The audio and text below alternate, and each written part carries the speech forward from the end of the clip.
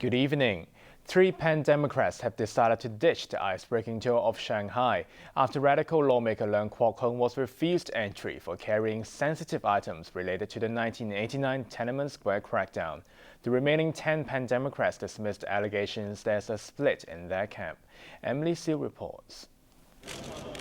Chief Executive Yeung, LegCo President Yeung and dozens of lawmakers kicked off their 2-day tour of Shanghai this morning at the Hongqiao Development Zone. This included an exclusive look behind the controls of a high-speed train, one of the many technological advances highlighted by their official guides. But not everyone on the Shanghai guest list managed to make it. The first person crossed off the list was radical lawmaker Leung, who got as far as landing in Shanghai at 8:40 p.m. but decided to fly back to Hong Kong at 10:40 after he was barred from entering the city. Leung said mainland customs officers checked his luggage as soon as he landed and discovered it was stuffed with paraphernalia related to the 1989 crackdown in Tiananmen Square. He complained that no one else from the LegCo delegation was asked to open up their bags except him. I asked the officer why she is targeting me, he said. She told me it's because she saw me telling Hong Kong media about the sensitive items I was planning to bring along. Before leaving Hong Kong, Leung had been showing off the stash of controversial T-shirts and publications he packed in his bags. Leung said he was told he had to voluntarily give up the items if he wanted to enter Shanghai, but he decided to keep them. In a show of support, Sid Ho and Peter Yeung from the Labour Party decided to ditch the tour altogether, including tomorrow's much-anticipated meeting with senior mainland officials to discuss political reform. This means they're giving up the opportunity to speak face-to-face with Hong Kong and Macau Affairs Office Director Wang Guangya and Basic Law Committee Chairman Li Fei about the city's constitutional development. We welcome Beijing officials to come to Hong Kong and discuss it with us, said Ho. Hong Kong is a free city and people with different political views can enter. Ho promised yesterday that her party would boycott the trip if Leung was stopped at the border. After hearing about Leung, Civic Party Chief Alan Leong also decided to back out. I would say what is important is the attitude demonstrated by the Central People's Government in this engagement. What we can gather from the way that the Honourable Leung Kok-hong was treated yesterday evening was that there seems to be not enough of such genuineness in the will to engage. I hope we can do better next time. Leung's fellow party member Ronnie Tong, one of the only 3 Democrats who joined the chief executive's activities this morning, made it clear that he plans to stay in Shanghai. Tong said expressing his views on the Tiananmen Square event is not his priority. I'm not here to make a political statement. I'm here to fight for universal suffrage. So whatever other people do, whatever their intentions are, I will stick to my plan. Originally, 14 out of the 27 Pan Democrats signed up for the trip, but the list is now down to 10. But they insist there's no split in their camp. Well, it is part of our strategy for us to do different things. This is more flexible. And it also tells the central government that we are adopting a diversified strategy to deal with different situations. We are not an iron board or just a brick wall. We have to do different things. The 10 remaining Pan Democrats issued a joint statement today saying they will grasp all opportunities to stay in Shanghai to fight for genuine universal suffrage. LegCo President Yeung said it's regrettable that 4 lawmakers have decided to boycott the trip, but he's confident everything will run smoothly tomorrow. There are over 50 political heavyweights that will be present, much more than those who are absent. As well as checking out the high-speed train and an airplane factory, the chief executive and his political allies met Shanghai Communist Party chief Han Zheng to discuss future cooperation between the 2 cities. Emily Siu, ATV News. An investigation into a woman who allegedly abused her domestic helpers has finished, according to police. But concerned groups are accusing the government of making a token gesture by pursuing the high-profile case and not addressing the widespread problem of maid abuse. Arthur Erciola reports. Uriana Sulustianingsi, the Indonesian domestic helper who was allegedly tortured by her Hong Kong employer, has spent this week helping police investigate her abuse claims. Police Commissioner Andy Tsang said today that the investigation is finished and charges against her employer of breaching the employment ordinance would be handled separately. The Labor Department said yesterday it was pursuing charges of wage and holiday offenses. Concerned groups assisting Ariana read out a statement from her today, expressing hope that her case has drawn attention to the larger issue of maids being mistreated in the city. I would like to thank my fellow migrant workers and all the people here in Hong Kong for your support. I'm recuperating and hope to be well the soonest time possible. I hope the support is not only given to me, but also to all migrant domestic workers, so that justice is given to all. Her supporters slammed local and Indonesian authorities of not reviewing policies, such as the live-in rule that leaves domestic helpers vulnerable to abuse.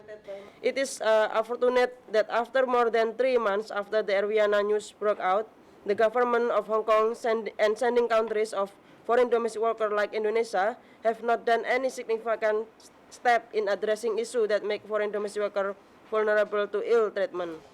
While they're welcoming the Labor Department's action against Ariana's former employer, the groups want authorities to follow up similar cases to prove they're not just carrying out a token action to silence critics. We never heard of any action by the Labor Department similar to the ones they recently took against the employer of Ariana.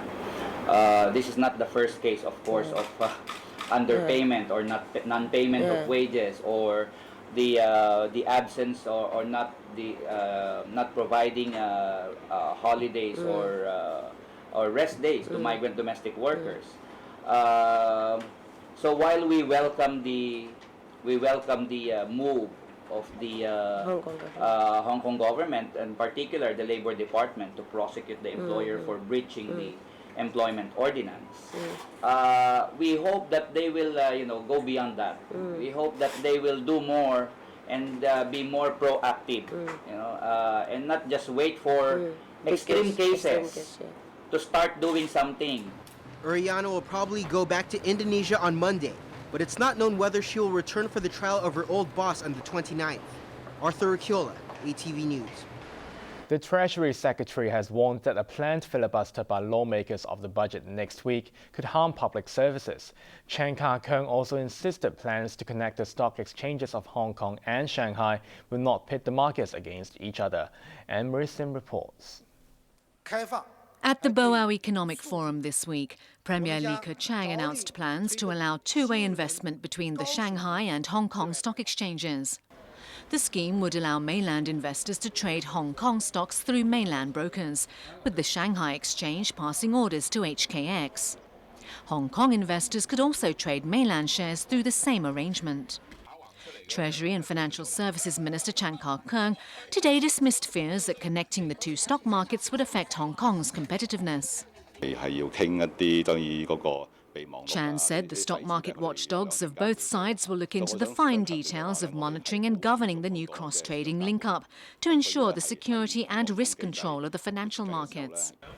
But he assured investors that, theoretically, the Hong Kong computer trading system wouldn't change, since the trades would only be handled by each respective bourse and passed on to each other, while the transactions would be calculated in the local currency. Chan warned that while the pilot scheme was in its early stages, both stock exchanges would need time to adjust to the new investment environment and procedures. So-called southbound investment from the mainland to Hong Kong would be capped at 10.5 billion yuan a day, while northbound investment from Hong Kong to China would be capped at 13 billion yuan. Chan made it clear that in the short term, both sides would need to be very careful about controlling the amount of money being invested. Only when officials could see how well the system developed would they consider raising the investment cap. Chan also warned that public services may eventually be affected by a planned filibuster of the budget, which goes before lawmakers on Wednesday.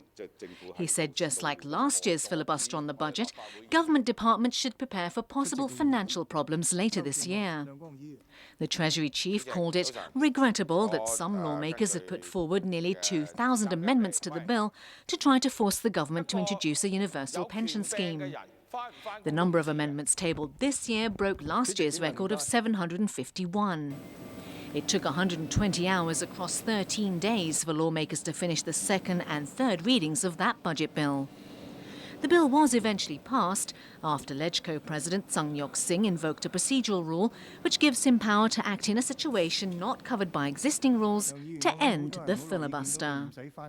Health Secretary Yeung says the government doesn't have the authority to stop chicken vendors from closing their doors on Monday to protest against wholesalers raising poultry prices. ATV has more. With poultry imports from the mainland not set to resume until June, the city is facing a shortage of supplies. Now 50 out of the 130 vendors here are closing on Monday to protest against wholesalers who have raised prices. Health Secretary Yeung said today there isn't anything the government can do to stop any of the sellers from striking or prevent wholesalers from raising prices. But he hopes not too many vendors will take part, as it would affect the public too. He called for understanding from the vendors and assured them the situation will improve, with prices coming down and supplies returning to normal. The industry is demanding that imports resume as soon as possible. But Yeung insists this will only happen when the facility in Ta Koo-ling for separating imported and local poultry is ready in June, as there are still cases of H7N9 infections on the mainland. Arthur Akiola, ATV News. More than